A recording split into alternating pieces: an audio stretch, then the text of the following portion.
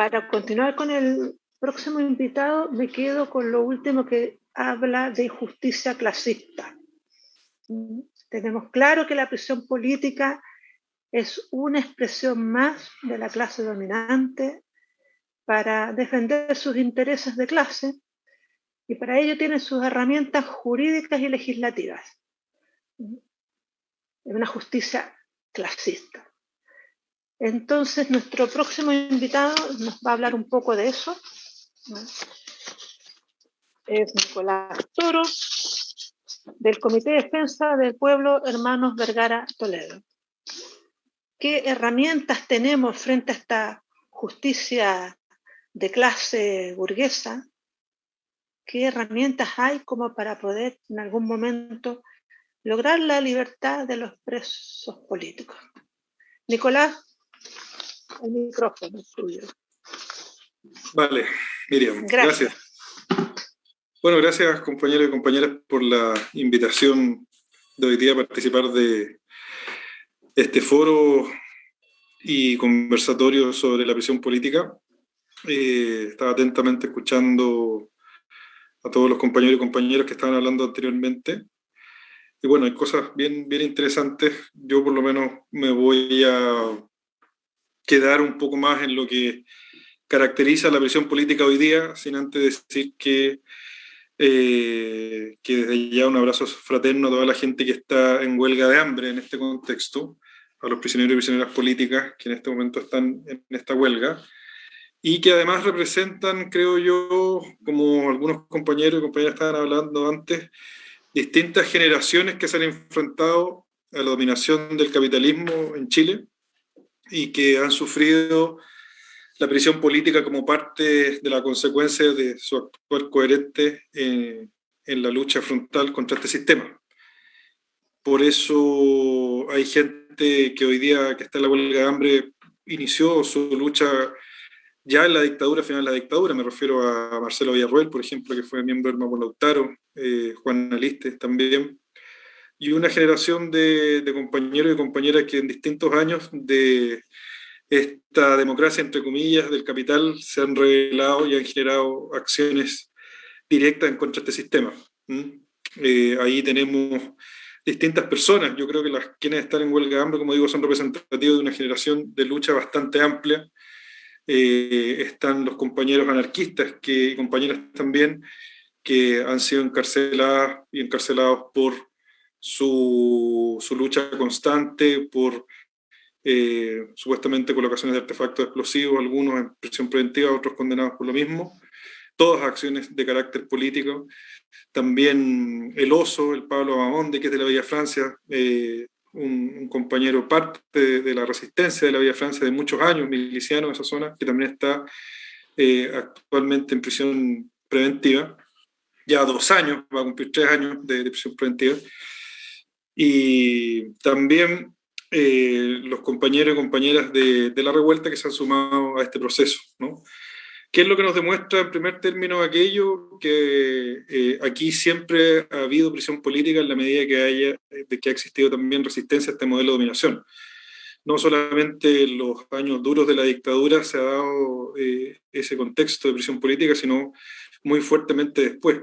Y eso es importante para mí decirlo porque nosotros como comité, y en particular mi función como abogado hace años ya en defensa de prisioneros políticos, en este contexto de la democracia, entre comillas, empezó hace bastante tiempo, ¿no? O sea, después de la salida masiva de presos políticos y presas de los años como el 2004, 2005, ¿no? Que fue toda esta gente que era miembro de la Coordinadora Subversiva por la Patria Popular. Si bien la prisión política bajó en cuanto a cantidad, números, nunca ha dejado de existir. Prisión política siempre después del año 2005 siguió muy fuertemente, en el sur principalmente con el pueblo mapuche, pero también en la ciudad con distintos compañeros y compañeras que mantuvieron acciones de resistencia, acciones de sabotaje o directas en contra de este sistema, ¿no? Entonces, prisión política en este contexto de la democracia, entre comillas, siempre ha existido, y eso es importante tenerlo muy claro, ¿no? Evidentemente el contexto de la revuelta ha implicado masificar la prisión política en la ciudad, pero esto ya existía desde hace mucho tiempo, ¿no? Y yo, para también contribuir al debate, prisión política o preso político, entiendo a la persona que está encarcelado justamente por acciones o por sus ideas en contra de un modelo, en contra de un régimen, y este régimen justamente por esta orientación de ideas de su actuar lo termina encarcelando, ¿no? Es así más o menos la concepción mayoritaria. Evidentemente, concepción mayoritaria creo que de quienes entendemos el fenómeno de la prisión política. Hay quienes de manera muy restringida entienden que preso político es como preso de ideas, ¿no? De que por expresar su idea solamente, pero eso es un fenómeno muy marginal de la prisión política. La mayoría de los presos y presas políticas son personas que están encarceladas por sus acciones, evidentemente guiadas por un pensamiento político en contra de un modelo, en contra de un régimen, pero son personas que han actuado, ¿no? O sea, restringir el concepto de preso político a las ideas solamente es algo que está prácticamente en desuso. Solamente, evidentemente, de manera oportunista lo defiende el gobierno, pero desde ya hay que aclarar que incluso en nuestra legislación actual se puede perseguir las ideas políticas de la insurgencia. En el fondo también pueden ser perfectamente perseguidas, y eso ha sido demostrado con las querellas que ha tirado el Ministerio del Interior por la Ley de Seguridad del Estado en contra de distintos compañeros que por expresar solamente su opinión han sufrido esta persecución. Me refiero, por ejemplo, al caso que hablaban de Torito, ¿no? Torito hace poco terminó, creo que su proceso en el 7º de garantía, pero que fue abierto por el gobierno invocando la Ley de Seguridad del Estado por dar una opinión, ¿no? O sea, la Ley de Seguridad del Estado contempla eso. Y eso es interesante porque cuando nosotros hablamos de prisión política en este contexto, a mí por lo menos cuando me preguntan, me dicen, bueno, ¿qué es lo que caracteriza la prisión política en este contexto? Yo creo que hay 3 cosas, por lo menos en el caso de la revuelta, que uno puede identificar que la presión política es algo muy notorio, ¿no? En primer término es las leyes que se aplican, o sea, la batería de leyes que tiene este Estado contrainsurgente, que ha ido macerando durante años, que las ha ido perfeccionando, pero que las tiene hace mucho tiempo. Son leyes que tienen un carácter muy ideológico desde su origen y en las distintas reformas que han tenido.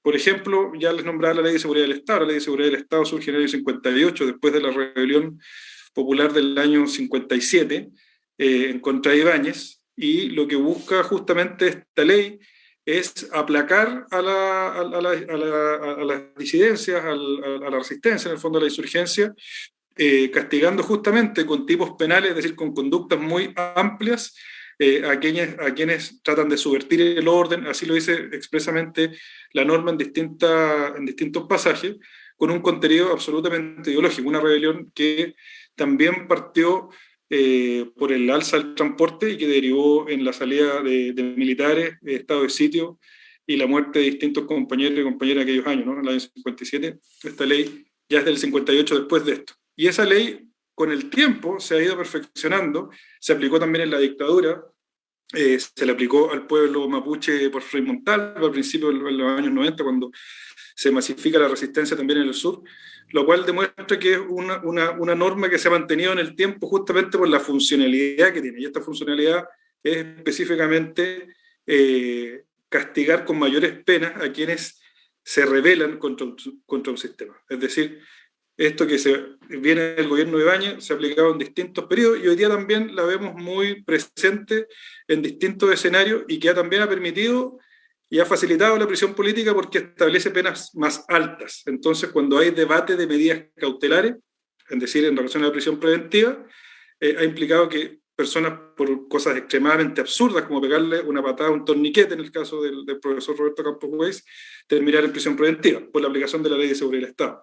También estos chicos del movimiento Eugenio Lautaro, que al parecer supuestamente lanzaron un neumático en la vía del tren, que no, también son conductas penales de baja importancia para cómo funciona el sistema, también derivaron en prisión preventiva a raíz de la aplicación de esta ley, que es la Ley de Seguridad del Estado. No solamente esta ley tiene este origen ideológico, En el caso de la prisión política, por años se ha aplicado la ley antiterrorista. Esta viene del año 84, ¿no? del contexto de la seguridad, de la doctrina de la seguridad nacional, en la dictadura de Pinochet, pero también se ha aplicado indistintamente por los gobiernos posteriores y se ha ido perfeccionando, ¿no? O sea, esta ley ampliamente aplicada en la dictadura también se aplicó en los años 90 respecto a quienes fueran parte de la coordinadora subversiva, y también se aplicó al pueblo mapuche ya a finales de los años 90, cuando empiezan el proceso fuerte de recuperación de tierra, hasta un punto en que derivó en una condena por parte de la Corte Interamericana de Derechos Humanos la aplicación de esa ley en Chile. Sin embargo, se sigue aplicando, ¿no? Uno de los presos políticos que está en huelga de hambre actualmente, Juan Flores, se le aplicó esa ley, está condenado por esa ley.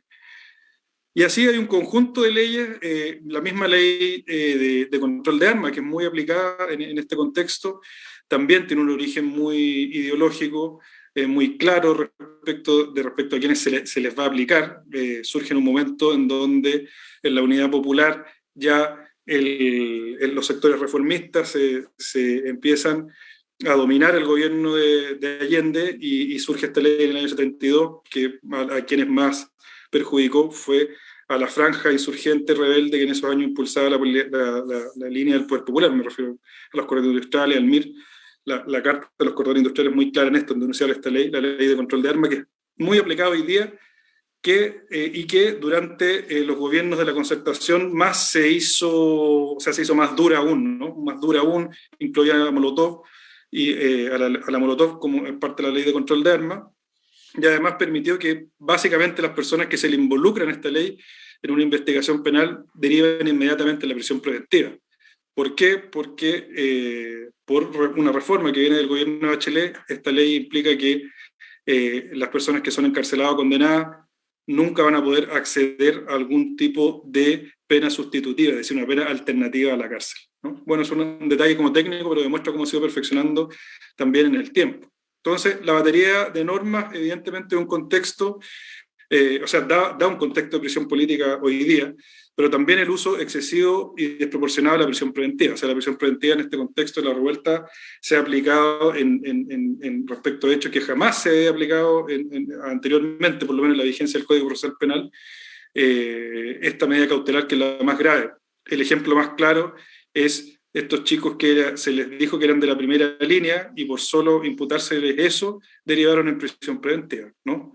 De eso también se castigó después, incluso al magistrado que estuvo en contra de esto, que fue el magistrado Urrutia, se le dio un sumario. Y por último, para terminar este contexto de la prisión preventiva, de la prisión política hoy, también hay que señalar que evidentemente la injerencia del gobierno ha implicado que exista una presión constante en el Poder Judicial, que ha derivado en ceder justamente en las Cortes respecto a esta presión del gobierno para facilitar permanentemente la prisión preventiva en estos contextos de revuelta social, y así aumentar el número de presos y presas políticas a nivel nacional, ¿no? O sea, las querellas del Ministerio del Interior, por ejemplo, están básicamente todos los hechos que se involucran, las protestas, las molotov, cualquier tipo de resistencia en las calles, y eso evidentemente es una presión constante del gobierno y del poder para que los tribunales favorezcan la prisión preventiva como un instrumento de prisión política. Y esto ha sucedido así perfectamente en las Cortes de Apelación, uno lo ve, y también en el Tribunal Constitucional ha tenido una conducta a favor del poder. Entonces, evidentemente, estos tres elementos, a mi juicio, son claros de que hoy día existe una presión política manifiesta por todas estas conductas, entre comillas, anormales dentro del mismo derecho burgués, que están fuera de todo tipo de proporción. Pero como sabemos nosotros y nosotras y todos los que estamos aquí en este foro, presión política siempre ha existido, porque presión política es una necesidad de los gobiernos de turno, justamente para intentar disciplinar a este pueblo rebelde que en distintas circunstancias genera acciones legítimas en contra del sistema de dominación. Y para ir terminando, eso sí, me interesa decir lo siguiente, y eso yo lo puedo constatar todos los días como abogado defensor de prisioneros y prisioneras políticas. A pesar de todas estas medidas, estas leyes contra insurgentes que se han ido macerando durante los años, a pesar de todo, estas leyes también que son parte del populismo penal, de la ley antibarricada, de aumentar las penas de manera exponencial, la gente se sigue rebelando, la gente sigue luchando, y esas leyes no han impedido que el pueblo se manifieste de manera rupturista, de manera como parte de su violencia política legítima en contra de este sistema. Por más ley de la Molotov que han tirado, que han subido las penas, eso no lo han logrado. Y eso es porque mientras exista miseria, siempre va a haber rebelión. Muchas gracias, compañero. Muchas gracias, Nicolás. Vamos a continuar entonces con Mercedes Maldonado. Ella es vocera de la coordinadora 18 de octubre. Buenas tardes, Mercedes. Buenas noches, compañeras, y buenas tardes, buenas noches, compañeras y compañeros. Soy parte de la 18. Hoy día estoy como vocera, pero en la 18 todos somos los voceros de la 18 de octubre.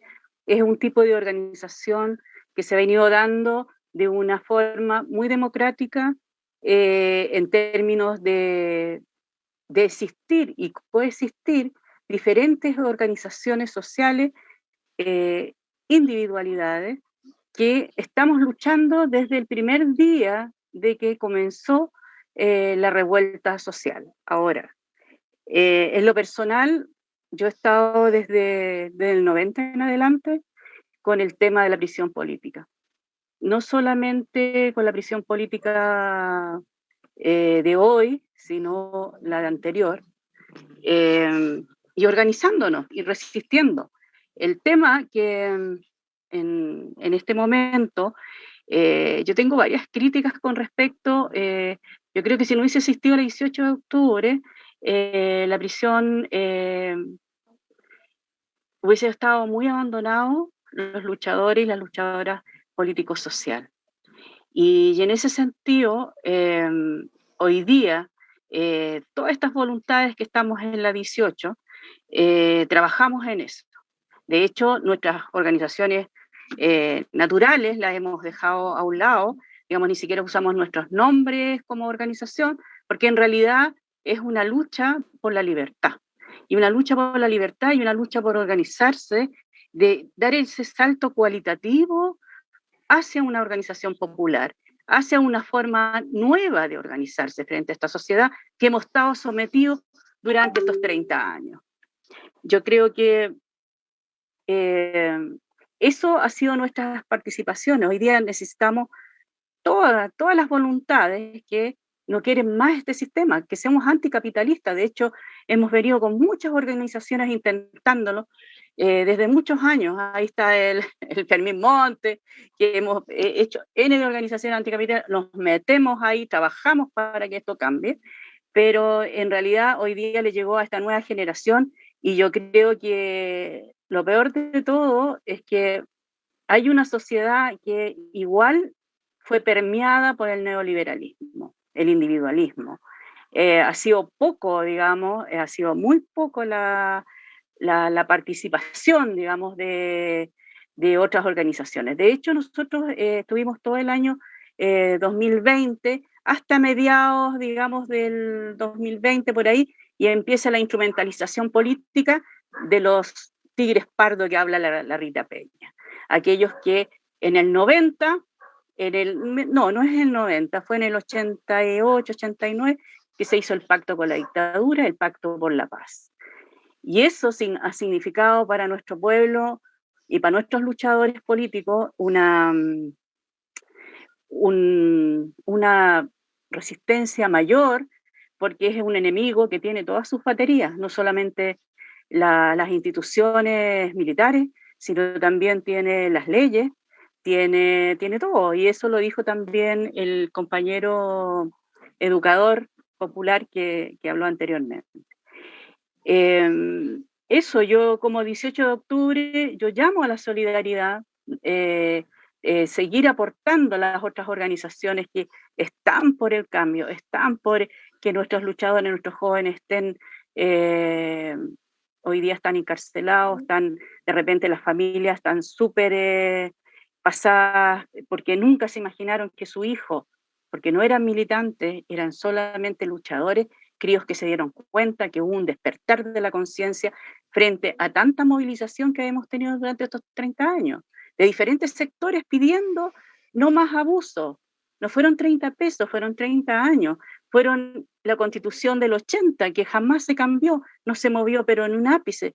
Todo lo que fue y todo lo que tenemos hoy día es la dictadura, de otra manera, pero es la dictadura, que se visualiza con Piñera con mayor, porque ellos son los dueños del país, pero anteriormente también la contrainsurgencia, la estrategia de seguridad del Estado, etcétera, etcétera, estuvo presente en nuestro pueblo.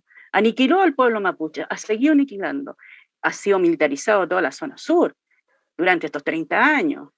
Con la Bachelet murieron, la primera, la segunda, murieron muchos compañeros también. Esta no es una democracia, esta es una democracia, este es un, entre comillas, una democracia, pero aquí jamás ha llegado a un proceso como lo tuvimos con el 25, de alguna manera, por eso llegó Allende al poder. Entonces, hay muchas cosas que yo creo que hay que ir dándole vuelta. Y hoy día también los sostenedores de la paz, que son justamente el reformismo de este país, que ha hecho grandes alianzas con el enemigo del pueblo, con la clase, y nos infiltra las organizaciones, nos divide las organizaciones, le promete cosas que no pueden cumplir, y eso hemos estado nosotros. Por eso hay un sector importante de este país que está, digamos, de las organizaciones que estamos por la lucha directa y por la libertad, pidiendo la amnistía sin condiciones, porque el indulto, imagínate que el mismo que te reprime, el mismo que te mata, que te mutila, le estáis pidiendo un indulto.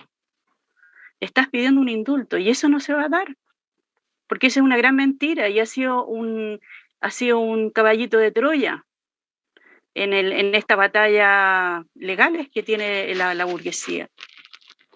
Por lo tanto, yo creo que nuestra tarea ha sido larga, yo creo que tenemos que seguir politizándonos y politizando a los sectores y seguir ahí día a día en la lucha, en la resistencia, porque este país cambia.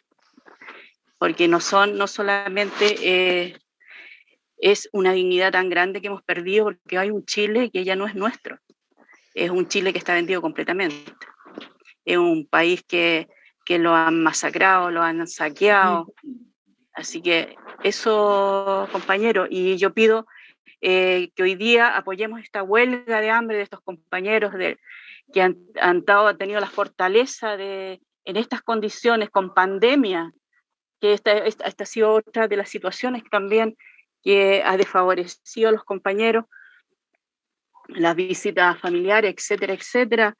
El enemigo se ensaña.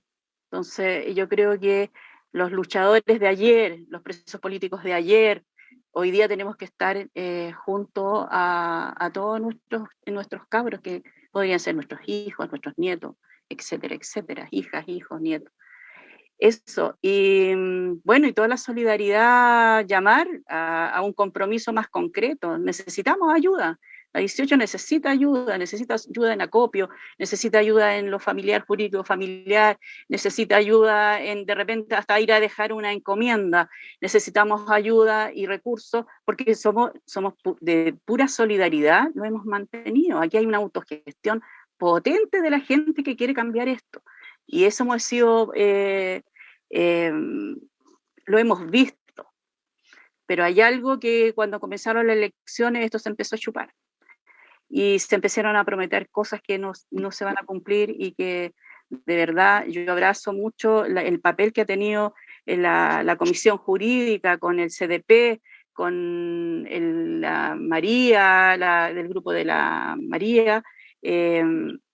Todos ellos han sido los únicos abogados que se la han jugado, pero totalmente con respecto a la libertad,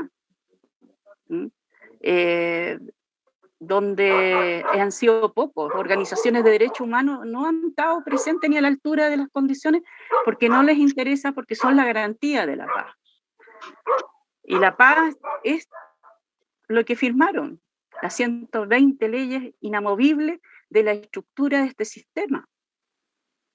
El neoliberalismo vino amarrado con todo, y todo lo que se nos contó, se nos dijo al pueblo, fue mentira, y esa es la rabia también que la gente hoy día tiene y las mentiras que siguen contando, el engaño que siguen con este pueblo que se está muriendo, digamos que está muerto de hambre, cesantía, hambruna, etcétera, etcétera. Pero el tema que hoy día es organizar, vincularse, crear poder popular, en realidad. Esa es nuestra mirada, por lo menos desde mi postura como Mercedes hacia la 18 de octubre.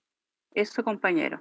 Y un abrazo por la labor de todas las compañeras y compañeros de la 18 de octubre, que, pucha, muy grande ha sido la tarea. Eso ya está a la altura. Eso, compañero. Muchas gracias, Mercedes. Muchas gracias. Y igual, saludos desde acá a la coordinadora 18 de octubre. Ya mencionamos que desde el 22 de marzo se encuentran en huelga de hambre presos políticos. Como grupo de apoyo a estos presos políticos en huelga, le damos la palabra, le cedemos la palabra al compañero Pablo Bravo. Ok, hola. Bueno, primero que nada, agradecer el espacio, agradecer la invitación. Hoy en día es importantísimo que podamos estar presentes o visibilizar y reflexionar respecto a la prisión política y respecto también a la solidaridad y el apoyo que implica, que debe existir respecto a la huelga que están llevando a cabo los compañeros y compañeras. ¿Ya? Para no redundar tanto en lo que ya hemos dicho, creo que quiero hablar primero un poco de lo que es hablar sobre la definición, el concepto o la práctica, la realidad de la prisión política en relación al tema de la huelga misma y un poco después comentar algunos aspectos sobre la huelga, la situación de los compañeros, etc. ¿Ya? Entonces, primero que nada, yo creo que, como también ya lo mencionaba el Nico, ¿no? Creo que las características de quienes componen o quienes están articulando o movilizándose en esta huelga de hambre también nos revela algo, ¿no? Nos dice algo importantísimo que tiene que ver también de cómo hay una articulación de diferentes prisioneros y prisioneras políticas que son que responden a diferentes momentos, realidades, propuestas también de lucha incluso, y que hoy en día se articulan en una misma huelga, ¿ya? En una misma movilización, y nos da cuenta también de un continuo, ¿no? De un continuo también de lucha, y creo que, tomando por ejemplo las palabras del compañero Fermín, ¿no? No habla de este hilo conductor. Yo creo que tenemos que poner mucha atención a eso respecto a la continuidad de la lucha, a la continuidad también de la confrontación, a la continuidad también de quienes en estas 30 años, ¿no? De alguna manera, han tomado la decisión, ¿ya? De diferentes trincheras, de diferentes lugares, de diferentes también perspectivas también de lucha y prácticas de lucha, también han tomado la decisión de confrontar este modelo de dominación, de injusticia, de explotación, ¿ya? Entonces, desde ahí creo que que hoy en día en esta huelga encontremos a compañeros anarquistas, compañeros subversivos, que responden también a una prisión ya incluso de los que vienen de la época de los 90, a los chicos de la revuelta, ya que también se suman en una misma lucha, nos da cuenta también, primero que nada, de una articulación, de una organización que también que se comienza a forjar de alguna manera entre los diferentes presos y presas políticas, y nos da cuenta también de este continuo de lucha y resistencia, ¿no? Que ha existido en este último tiempo. Sin duda, toda revuelta social tiene una característica que es la espontaneidad, ¿no? Un poco la no planificación, ¿no? De este momento de insurrección o de levantamiento rebelde, ¿no? Sin duda la revuelta del 18 de octubre tiene esa característica, pero si bien tiene esta característica, también tenemos que entender que también hay un antecedente que permita que ocurra un 18 de octubre. ¿Ya? Y ese antecedente previo tiene que ver precisamente con esto, ¿ya? Con esta historia, ¿no? De lucha y de confrontación, ¿ya? Esta consigna creo que fue tan significativa, que no fueron 30 pesos, son 30 años. Creo que devela mucho esta situación. Sí, fueron 30 años de injusticia, de abuso, ¿ya? pero también fueron 30 años han sido 30 años también de una decisión también que en este territorio se ha dado en términos de confrontar bajo diferentes herramientas y estrategias el actual modelo de explotación y dominación, ¿ya?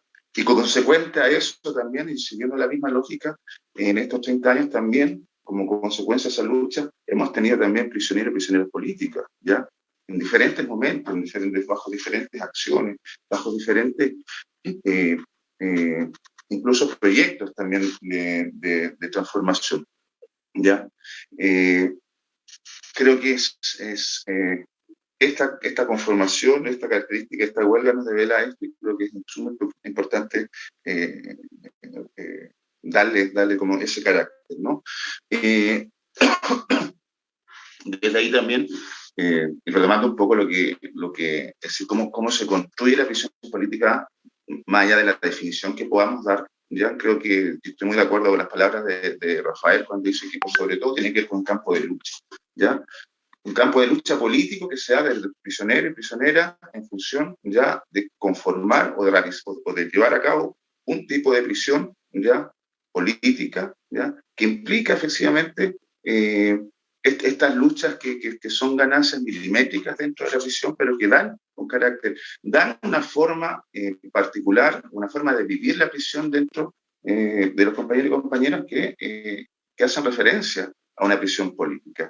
Efectivamente, ¿ya? Y yo creo que hay también una continuidad también que entender también como práctica de prisión política, o como entender la prisión política que se ha dado, desde una trayectoria también que podemos remontarla incluso a los compañeros que están acá, que vivieron con la prisión política en época de dictadura, ¿no? De alguna otra manera está esa experiencia, está esa práctica, está esa forma de entender y de vivir la prisión, ¿ya? Respondiendo a este continuo que me refiero, ¿ya? Y este campo de lucha, si bien también y esta huelga revela, se da cuenta también de este campo de lucha, ¿no? de esta tensión, ¿no? Y esta necesidad de ganar un espacio también político como dentro de las prisiones, ya este campo de lucha también tiene que darse afuera, ¿no? El reconocimiento de la prisión política no pasa, es decir, no hay una necesidad de que haya un reconocimiento del Estado respecto a la prisión política, ¿ya? Porque paradójicamente, entre más estos personeros, sectores políticos, ya incluso de izquierda, niegan la existencia de la prisión política, esa misma negación realmente no está dando cuenta que existe una prisión política, ¿ya? En la medida que se niega, existe, ¿ya? Por una parte. Además, el tema, y volviendo al concepto de campo de lucha, creo que también se da fuera de las prisiones y se da a partir de la movilización, de la lucha y la reivindicación de la acción de nuestros compañeros y compañeras que están que están en prisión, y se da también con la exigencia constante de la libertad, en donde, por ejemplo, la Coordinadora de Estructuras cumplió un papel fundamental, y no solo ellos, sino que también una serie de otras organizaciones, agrupaciones que han estado también en todo este tiempo exigiendo la lucha desde un punto de vista en el cual nos hacemos parte en esta solidaridad, en la medida que también nos reconocemos en las acciones, en la conflictividad, nos reconocemos también desde esa misma trinchera por la cual nuestros compañeros y compañeras también están hoy en día en prisión, ¿ya? Dicho esto, quiero un poco contar un poco más sobre la situación de los compañeros en huelga hoy en día. Como ya se sabe, esto partió hoy día, se cumplen 19 días de que comenzaron la huelga el 22 de marzo, ¿ya? Inicialmente inicia la huelga 9 compañeros y compañeras, ¿ya? Anarquistas, subversivos y también presos de la República, ¿ya? Los compañeros movilizados, es importante señalarlo, ¿ya? Está Mónica Caballero en la cárcel de San Miguel, ¿ya? Está Francisco Solar en la sección de máxima seguridad del CAS, ¿ya? Está Marcelo Villarroel en la cárcel en la cárcel de alta seguridad. Está también Pablo Bamondes, ¿ya? Juan Flores, Joaquín García, todos ellos también están dentro en la cárcel de alta seguridad. Y están también los chicos de la revuelta, que inicialmente estaban Tomás González, Gonzalo Farías y José Durán. ¿Ya? Ellos están en Santiago 1. ¿Sí? La demanda inicial, ¿ya? La demanda central sobre la cual se levanta esta movilización tiene que ver con principalmente dos aspectos. Uno tiene que ver con la derogación a la última modificación del decreto ley 321, ¿ya? Puntualmente es la derogación del artículo 9 y la restitución del artículo 1, ¿ya? Es lo que se demanda, ¿ya? Por una parte. Y puntualmente la lucha también demanda la libertad inmediata del compañero Marcelo Hierro, ¿ya? ¿Por qué esta exigencia del decreto de ley, de la derogación de la última modificación del decreto de ley 321? La ley 321 es la que regula, ¿ya? O el marco normativo, ¿ya? Que regula el acceso a ciertos beneficios, a la libertad condicional principalmente, ¿ya? Con esta última modificación, lo que se hace finalmente es eternizar las condenas de muchos compañeros y compañeras, ¿ya? ¿Por qué? Porque primero que nada hay esta modificación. ¿Qué significa? Significa que ya la libertad, el acceso a la libertad condicional ya no es un beneficio, ya no es un derecho, ¿ya? Sino que es un beneficio, ¿ya? Y un beneficio que requiere cumplir una serie de requisitos que evidentemente en esta modificación dificultan, ¿ya? El acceso a la libertad condicional. Eso por una parte, ¿ya? Por otra parte, se extiende el periodo en el cual se puede apelar o solicitar a este derecho inicialmente, ¿ya? Si inicialmente con la antigua, antes de la modificación, era la mitad de la condena, ahora en muchos casos solo pueden acceder después a los 2/3 de la condena, ¿ya? Es la situación que, por ejemplo, y por eso también el tema afecta puntualmente al compañero Marcelo Villarroel, ¿ya?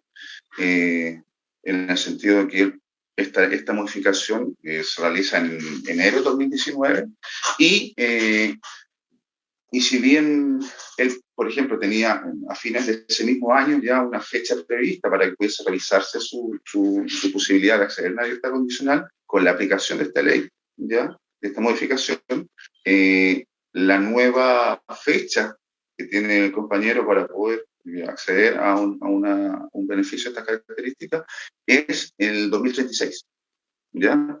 Creo que esto ejemplifica bastante la implicancia, ¿no? Y lo perverso que tiene esta modificación, la intencionalidad que hay también de extender, ¿ya? En realidad, en el caso, por ejemplo, del compañero Marcelo, lo que se busca es una cadena de perpetua encubierta, ¿ya?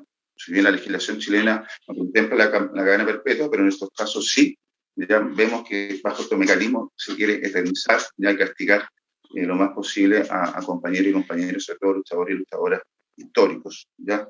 Y actuales. Entonces, bueno, eso es un aspecto, y el otro aspecto también que es absolutamente, en términos jurídicos, es una aberración, ¿ya? Es la retroactividad, la aplicación retroactiva de esta ley, ¿ya? Que eso incluso es anticonstitucional, ¿ya? Es por eso precisamente los argumentos de por qué se demanda esencialmente contra esta modificación. Otro aspecto fundamental mencionado tiene que ver con la exigencia de la libertad de nuestro compañero Marcelo Villarroel, ¿ya?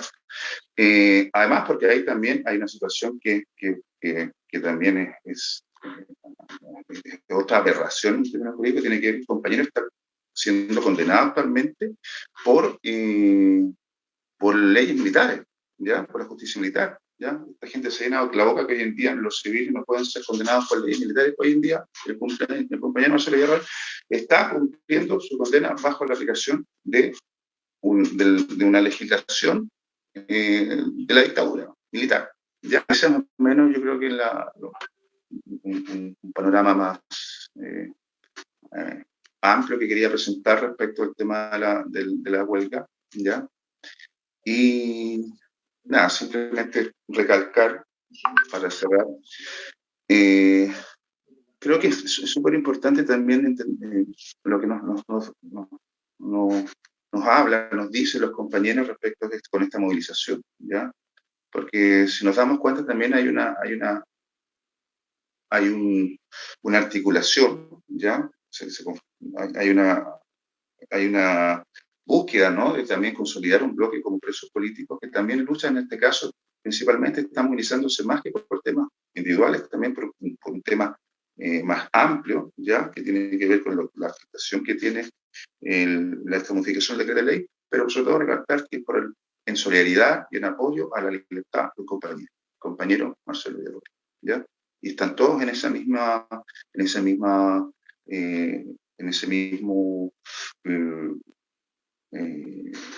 proyecto de articulación bajo, en este caso, esta huelga, ¿ya? Pero también entender que esto implica también la conformación de una lógica también de fortalecer la presión política entre la articulación de fuerzas de los compañeros dentro, ¿ya? Eso.